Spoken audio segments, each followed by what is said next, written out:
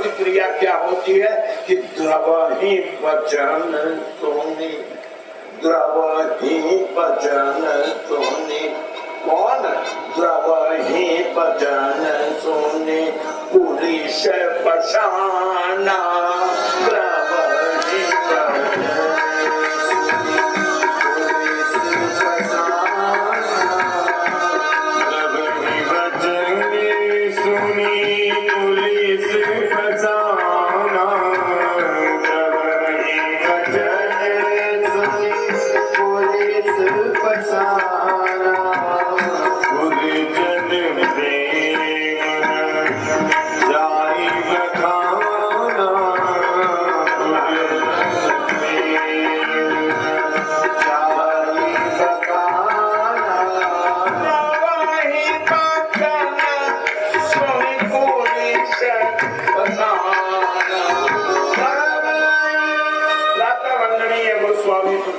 महाराज कहते हैं, अब भरत चित्रकूट पर्वत की ओर जब अग्रसर है तो कहते हैं जब ही राम कही दे उदासा तो द्रवहि वचन सुनि पुलिस पशाना। पत्थर को पिघलते देखकर अब देवताओं में हलचल हुई। बड़े ध्यान से सुनेंगे। अब तक देवता निश्चिंत थे कि जब राम जंगल आ गए तो दुनिया की कोई ताकत बिना हमारा कार्य किए यानी राक्षसों का संहार किए राम को कोई लौटा नहीं सकता। देवता निश्चिंत थे। सुमंत को गंगा किनारे जिस तरह परवश राम ने लौटाया, पिता की मृत्यु हो गई लेकिन राम ने लौटना पसंद नहीं किया, इसलिए देवता निश्चिंत थे। लेकिन भाइयों, जब भरत के राम बोलने पर पत्थर पिघलने लगा तब देवताओं में खलबली मची। क्यों? कि राम कितने भी दृढ़ क्यों न हो लेकिन भक्त के लिए पत्थर नहीं हो सकते। और जब भरत पत्थर को पिघला रहे हैं तो कहीं भरत ने अगर राम का हृदय पिघला दिया और राम भरत की बात मानकर अयोध्या लौट गए तो हमारा क्या होगा। तब देवताओं के राजा इंद्र विशिष्ट देवताओं का प्रतिनिधि मंडल लेकर अपने गुरु बृहस्पति के पास पहुंचे। तुलसीदास जी लिखते हैं कि बृहस्पति से जाकर के इंद्र ने प्रार्थना की, क्या गुरु सन कहेऊ करिए प्रभु सोई। इंद्र कहते गुरुजी आप इतना कर दो, बाकी तो हम लोग देख लेंगे। क्या? अपनी सारी तपस्या लगा दीजिए। गुरु सन कहेऊ करिए प्रभु सोई, क्या रामई भरतई भेंट न हो। जब तक हमारा काम न हो जाए तब तक राम आगे बढ़ते रहे और भरत पीछे तलाशते रहे और दोनों मिलने न पावे। क्योंकि अगर भरत मिल गए तो उनकी मुख के आत्मनाद पर जब पत्थर पिघल रहा है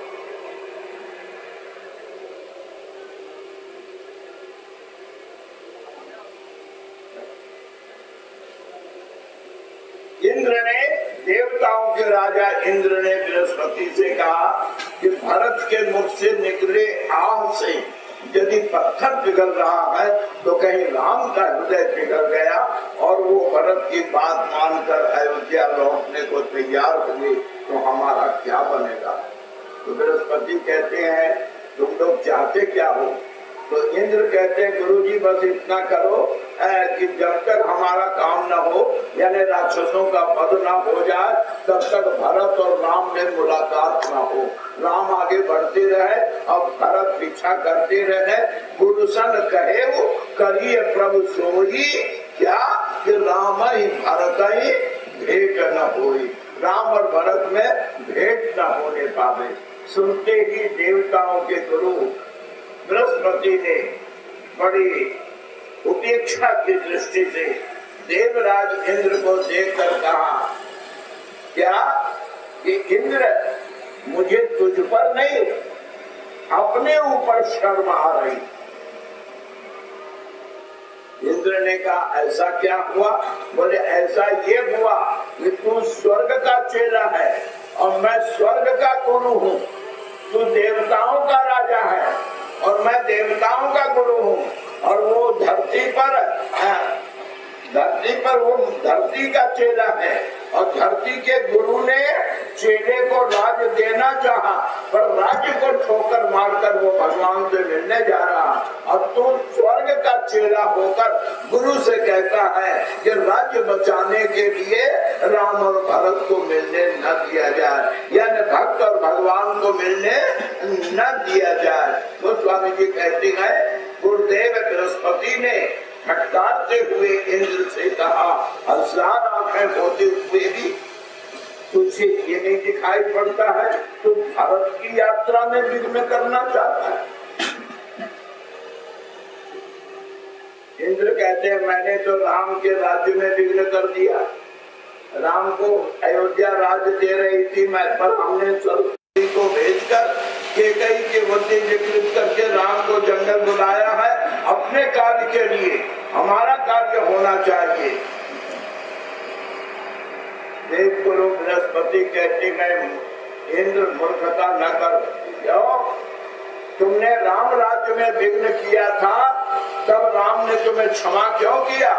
इसलिए कि राम का ये स्वभाव है कि सुन सुरेश रघुवीर, इसे ध्यान से सुने, ये सुन सुरेश रघुवीर स्वभाव निज अपराध रिसाई न काऊ। राम अपने अपराध पर नाराज नहीं होते हैं।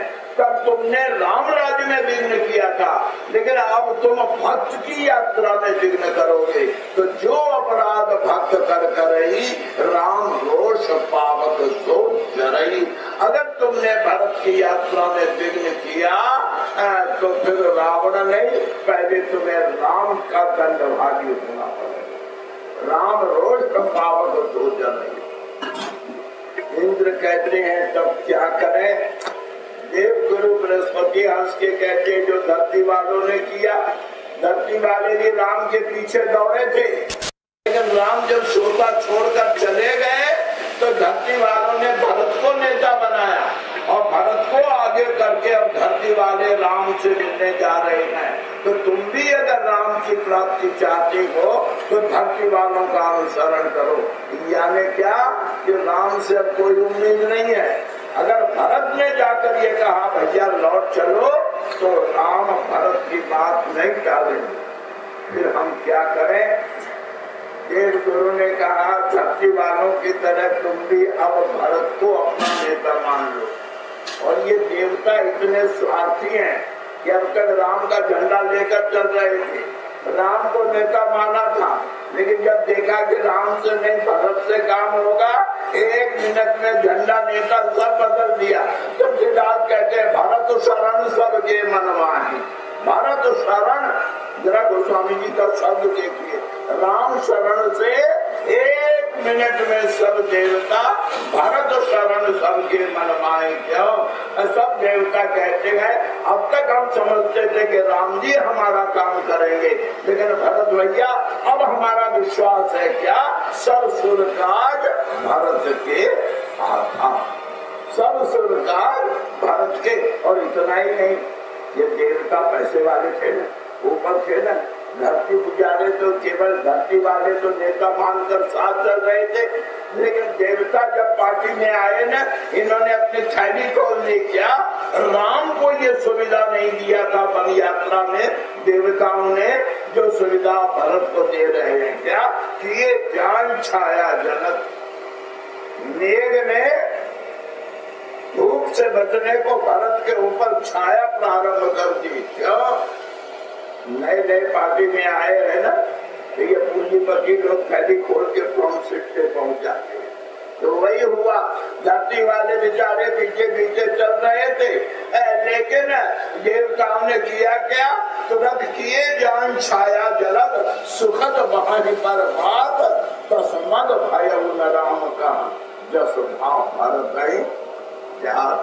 राम को भी ये सुविधा देवताओं ने नहीं दी जो सुविधा अब भरत को दे रहे हैं। और प्यारी प्रभु प्रेमियों, इस तरह भाई भरत धरती और आकाश, धरती और स्वर्ग दोनों का नेतृत्व हाथ में लेकर अब चित्रकूट श्री राघवेंद्र जी से मिलने जा रहे हैं। भरत मिलाप की पृष्ठभूमि। आइए अब भरत के साथ हम भी चलें। भरत का कीर्तन है केवल राम। श्री राम जय राम जय जय राम। श्री राम जय राम जय जय राम। जय राम जय जय राम।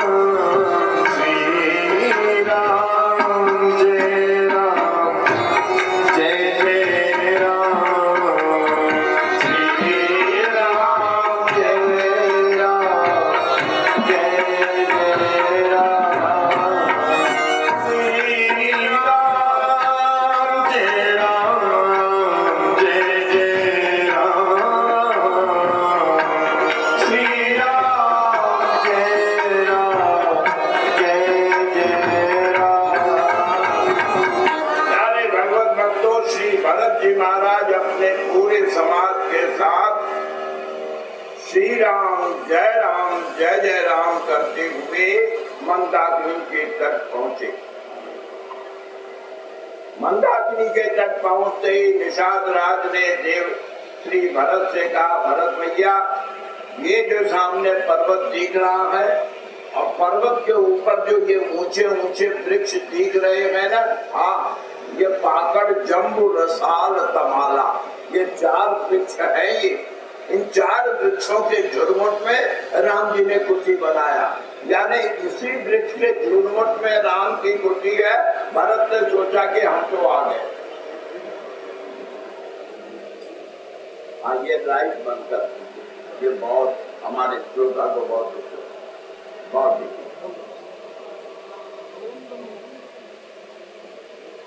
श्री राम जय राम जय जय राम।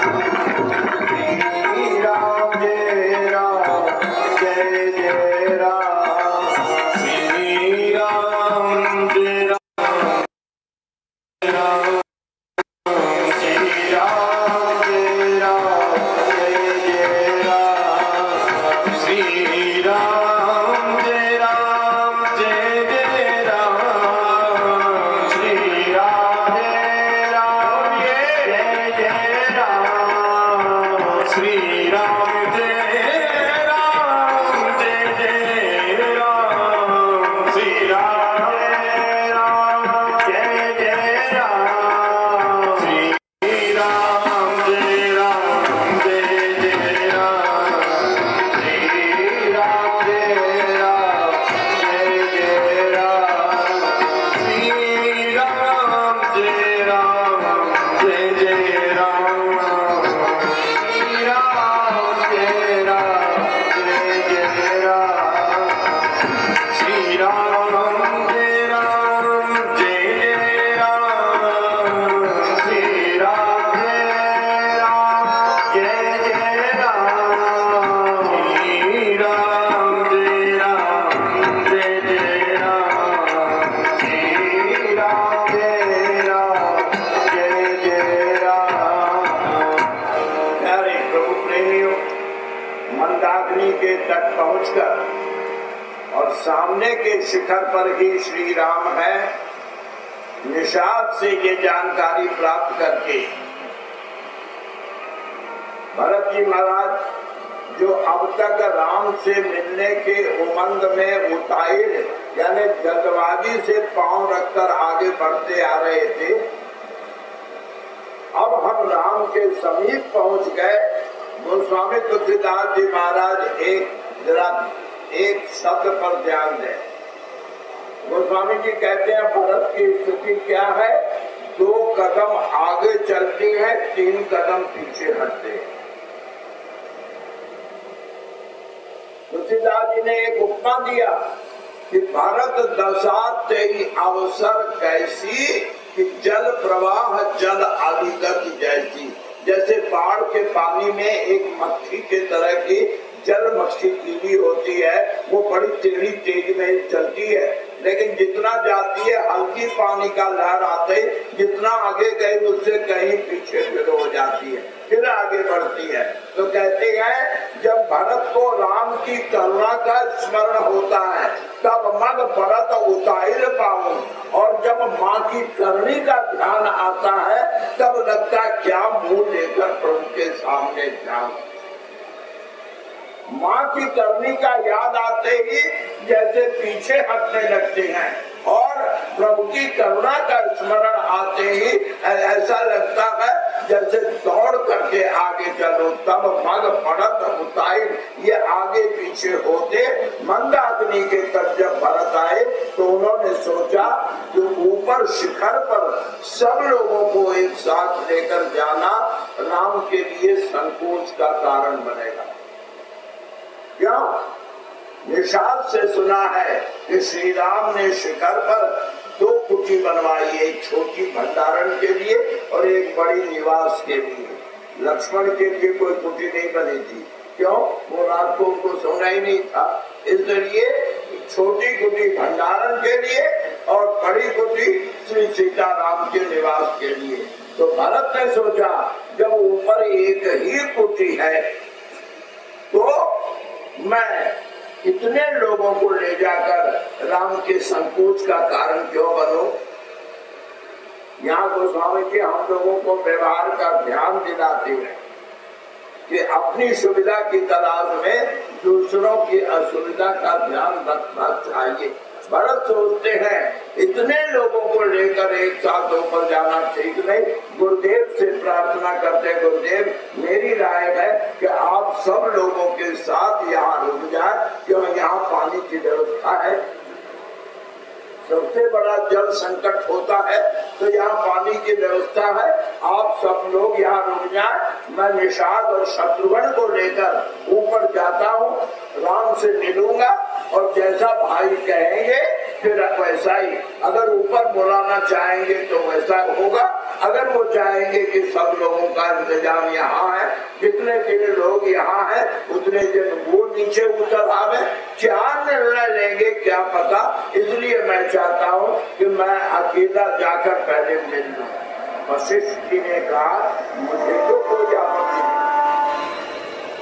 लेकिन अम्बा कौशल्या से पूछ लो, अगर वो आज्ञा दे कि हाँ तुम जा सकते हो तो मुझे कोई आपत्ति नहीं।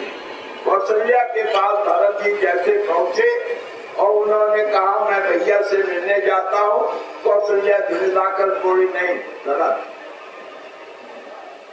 मैं तुम दोनों भाइयों को आपस में अकेले बात नहीं करने दूंगी। अब मैं मौजूद रहूंगी, एक को खो चुकी हूँ, अब दूसरे को खोना नहीं चाहती हूँ मैं, हम भी साथ चलेंगे। माँ को आग्रह करते देखकर भरत विवश हुए तो निषाद राज ने आगे बढ़कर कहा माँ कौशल्या आप विश्वास करें, भरत भैया को जिस तरह हम ले जा रहे हैं राजी खुशी आपके सामने वापस करेंगे। मैं इनकी जिम्मेदारी लेता हूँ, ये आवेश में कोई गलत कदम नहीं उठाएंगे। कौशल्या कहती है तुम संभाल लेगा ना? हाँ तो ठीक है, ध्यान देना बातचीत कोई तब तक न होने पावे जब तक मैं मौजूद न हो जाऊं। पता नहीं राम क्या कहे, और आवेश में अगर इसने पर्वत से छलांग लगा दिया तो फिर तो मैं कहीं की नहीं रहूंगी। इसलिए कौशल्या को विश्वास दिलाकर प्यारे भाइयों सारे समाज को मंदाकिनी तक छोड़कर अब केवल 3 छाया पर्वत पर चलने लग गए, निषाद, शत्रुघ्न और बीच में श्री भरत। भाइयों पर्वत की तलहटी तक पहुँचते पहुँचते शाम हो गई। भरत ने सोचा था दिख रहा है पास है, लेकिन जो लोग पैदल यात्रियां जानते हैं कि पर्वत दिखता तो पास है, पर चलते जाओ शाम तक फिर भी किनारा नहीं आता है। वही हुआ, शाम तक बड़ी मुश्किल से पर्वत की तलहटी तक पहुंच पाए। निषाद ने कहा भरत भैया रात के अंधेरे में पर्वत पर चलना उचित नहीं होगा, कोई रास्ता तो है नहीं, अंधकार में कहीं हम भटक गए तो, और फिर जंगली जानवरों का भय। ये विंध्याचल का पर्वत है, इसके शेर और इसके भालू, ये दोनों विख्यात है। खगहा तरियरी बाघ बड़ा, इसलिए हम रात्रि में पर्वत पर नहीं चढ़ेंगे। हमने कौशल्या मैया को वचन दिया है, लेकिन भरत राम मिलन के उताय में निषाद पर दबाव डालकर क्या बात करते हो? हम रघुवंशी हैं, ये छोटे मोटे जंगली जानवरों से नहीं डरते। और जब पर्वत पे राम है और हम पर्वत के नीचे आ गए हैं, कुछ घंटों में हम राम के पास पहुंचेंगे, हम अभी चलेंगे। अब भरत की जिद के कारण निषाद लाचार हुआ। शत्रुघ्न और निषाद भरत के साथ पर्वत पर चढ़ने लगे। प्यारे प्रभु प्रेमियों, कुछ दूर चलने के बाद अंधेरे में निषाद जब रास्ता भटक गया तो देवताओं ने सोचा अब हम काम आ जाए तो ठीक रहेगा। देवताओं ने आकाश से कहा, भरत भैया फिक्र मत करो, निषाद रास्ता भूल गया तो क्या, हम ऊपर से पारिजात पुष्प की वर्षा करते हैं, फूल के सहारे आप आगे बढ़े।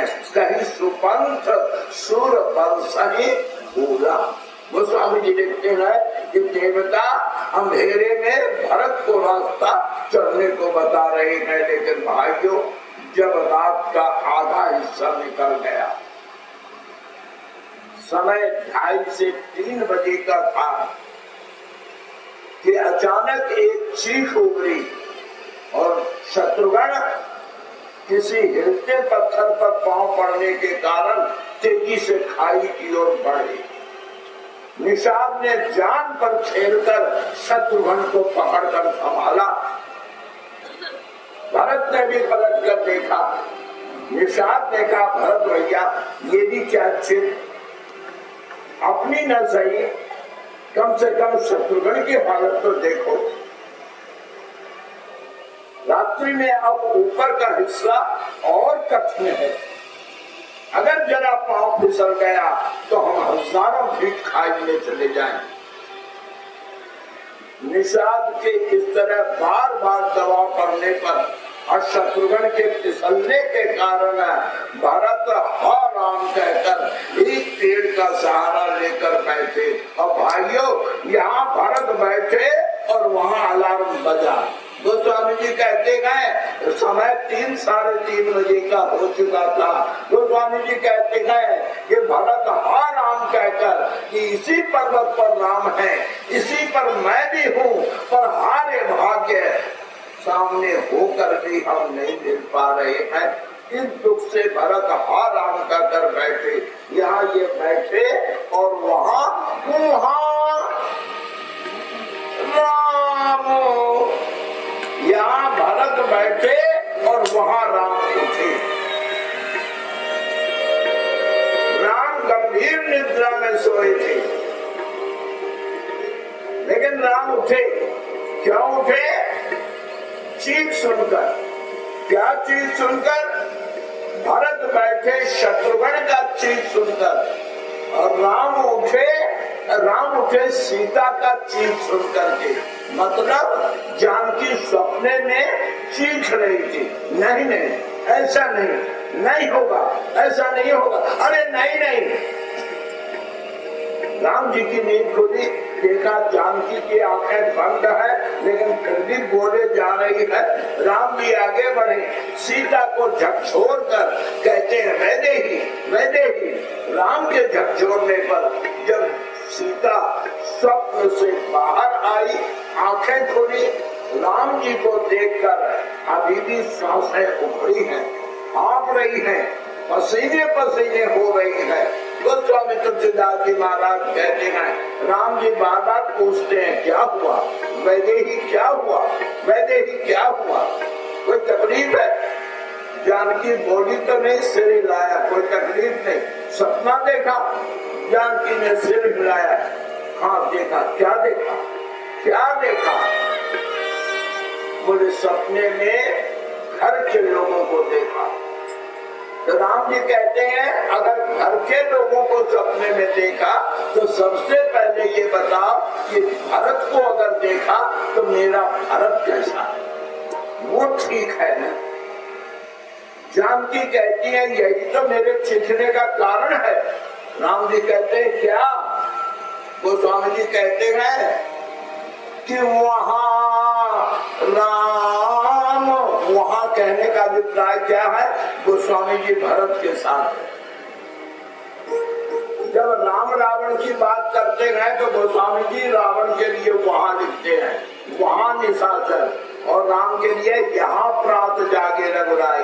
लेकिन इस समय गोस्वामी जी कहते हैं राम के पास फायदा क्या, भरत भैया के पास साथ चलेंगे तो राम की प्राप्ति होगी।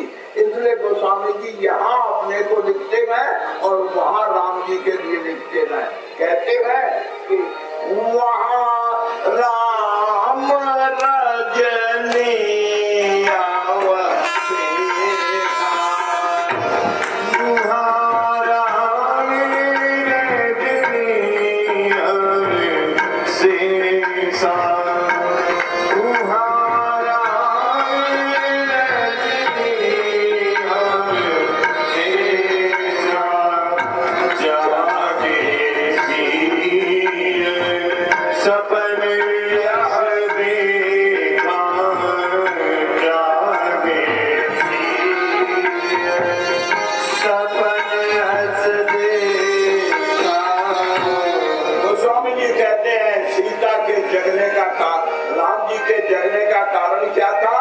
सीता ने स्वप्न देखा।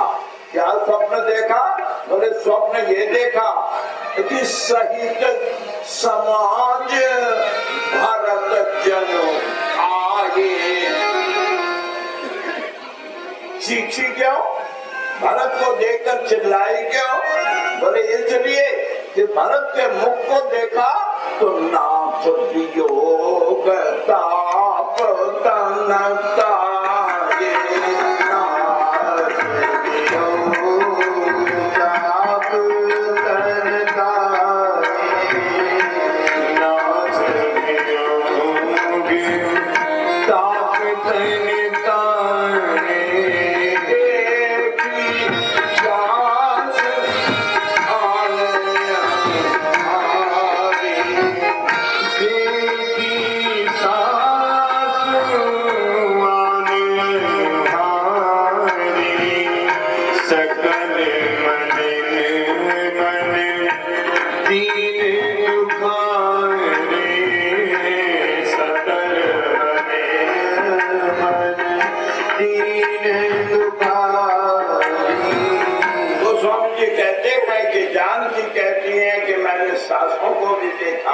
लेकिन वो भी सब दुखी है, छिन्न है, और इस वेश में छोड़ा था अयोध्या में, उस वेश में नहीं। ये तो नहीं कहा कि विधवा वेश में है, लेकिन जानकी ने कहा आन अनुहारी, पता नहीं सास ने कैसा वेश बनाया हुआ है।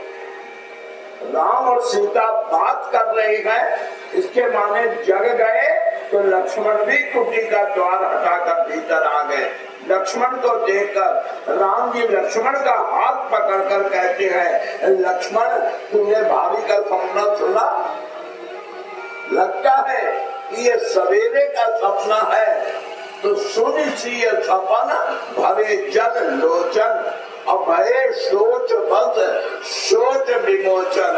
और लक्ष्मण से राम कहते हैं क्या कि लखन सपना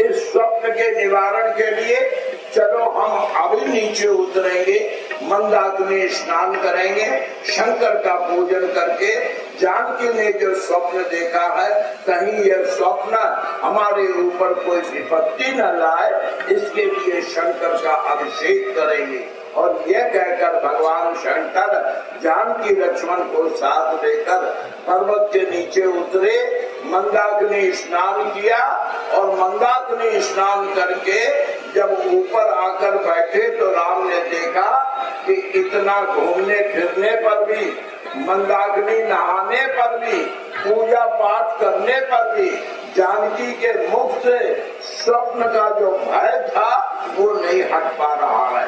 जानकी अभी भी उसी तरह चेहरे पर हवाई उड़ रही है कि पता नहीं इस घर का क्या होगा। हम घर छोड़कर बाहर चले आए, उसके बाद भी यह स्वप्न घर वालों को उजड़ता रूप में देख करके जानकी अत्यंत व्यथित है। प्यारे प्रभु प्रेमियों, आप एक सवाल करेंगे कि जब भरत ने मंदाकिनी किनारे सबको छोड़ा था और वो भी पर्वत पर चढ़ रहे थे और राम जी नीचे उतरे और मंदाकिनी नहाए तो लोग मिले क्यों नहीं और भरत क्यों नहीं मिले रास्ते में? तो प्यारे प्रभु प्रेमियों, जो लोग चित्रकूट गए होंगे शायद उनके मन में ये शंका नहीं उठेगी। क्यों? ये चित्रकूट में मंदाकिनी धनुषाकार है, यानी सेमी सर्किल, यानी उत्तर की ओर भी मंदाकिनी है और दक्षिण की ओर भी मंदाकिनी है कामनानाथ पर्वत पर। तो मतलब ये कि राम जी उत्तर की ओर नहीं उतरते थे, समाज उत्तर से आ रहा था तो उत्तर तट पर था और राम जी ने जिस दिन से अयोध्या छोड़ा था उस दिन से उत्तर की ओर तो देखते तक नहीं थे। 14 वर्ष में केवल त्याग किसे कहते हैं ये राम ने दिखाया।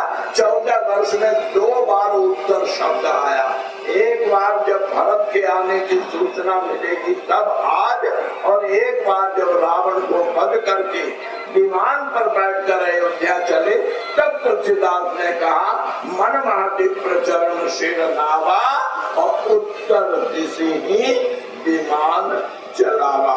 यानी राम जी उत्तर की ओर न उतरे बल्कि राम जी मंदाकिनी के दक्षिण की ओर उतरे, इसलिए किसी से मुलाकात का सवाल नहीं।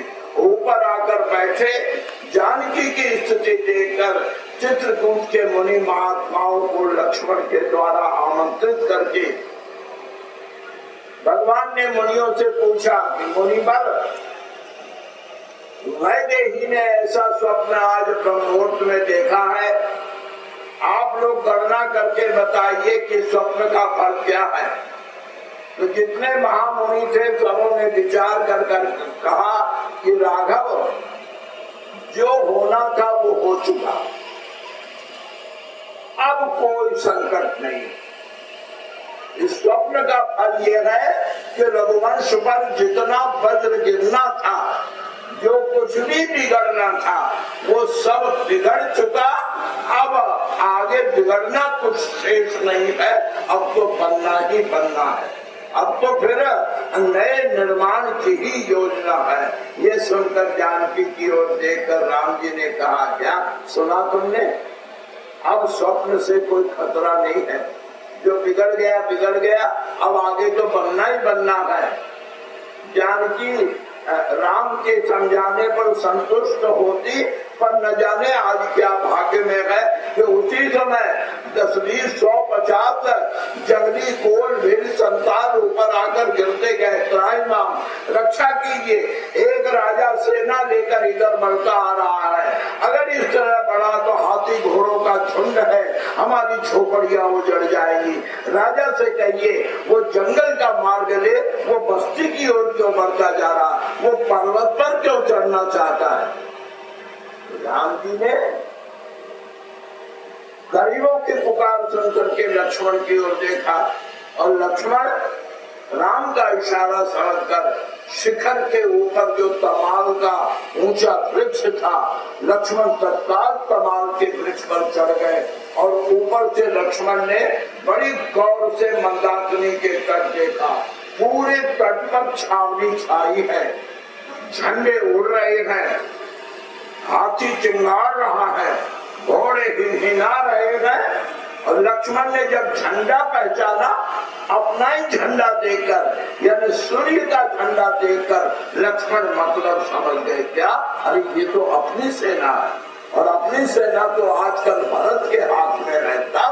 सोचते ही लक्ष्मण वृक्ष से नीचे उतर कर मुनियों से कहते, मुनियों क्षमा करना, आप लोग 2 मिनट में ये जगह खाली कीजिए। 2 मिनट, बिल्कुल जल्दी जल्दी जल्दी। और भैया आपकी भाभी को लेकर, जानकी को लेकर जल्दी किसी मुनि के कंदरा का आश्रय दीजिए। मैं यहाँ अग्नि शांत कर देता हूँ, रहने का निशान मिटा देता हूँ। राम जी आश्चर्य से लक्ष्मण की ओर देखते हुए कहते हैं, लक्ष्मण बात क्या है? ये मुनियों के साथ ऐसा अशिष्ट व्यवहार, हमने इन्हें आमंत्रित करके बुलाया है और तू इन्हें 2 मिनट में जगह खाली करने की बात कर रहा है, क्यों? और तू कहता मैं भी छिप जाऊं। कालव करे न रण रघुवंशी, तूने आज मुझे छिपने को कहा। बोले भैया बात ही ऐसी है। बोले बात क्या है? ये कौन राजा है? लक्ष्मण कहते अभी तक नहीं समझे, आप अभी तक नहीं समझे कि ये कौन राजा है? समझोगे भी नहीं, तुम कभी नहीं समझोगे। तुम्हारे भोलेपन का लाभ खूब उठा रहे हैं। तुम्हारी राय में तो भरत बहुत भला आदमी है ना, पर मैं सोचता हूँ कि जिसकी माँ इतनी कुटिला है, केकई जैसी कुटिला के गर्भ से शरीफ के होने की उम्मीद कहाँ है? अगर उसे मिलना था तो अकेला आता, अगर उसे आपसे मिलना था अकेला आता। ये ठाठ दिखाने की जरूरत क्या थी? ये चतुरंगनी सेना लाने की जरूरत क्या थी? मैं मारूंगा, आज नहीं छोड़ूंगा। प्रभु ने कहा लेकिन वो अकेला नहीं है, तेरा सगा भाई शत्रुघ्न भी तो है ना। लक्ष्मण कहते हैं चाहे सगा हो या पराया, जो राम विरोधी का साथ दे रहा है वो लक्ष्मण का